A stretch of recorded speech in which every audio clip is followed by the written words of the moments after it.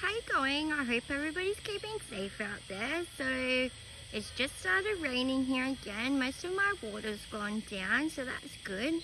The major river is still on flood watch, so we're waiting for the rain to continue for the next couple of days. We have a cyclone forming right up the top near Townsville, so we're keeping an eye on that as well.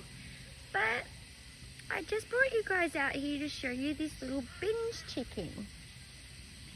So he flew in this morning and he's been here having a bit of a clean. Try and get a bit closer for you to see him.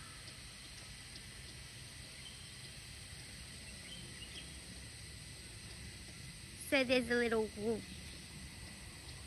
little duck there, and we call them whistlers. He's walking across.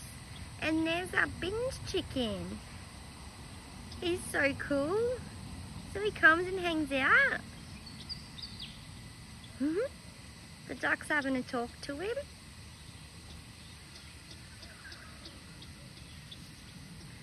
So yeah, a whistler duck and a binge chicken.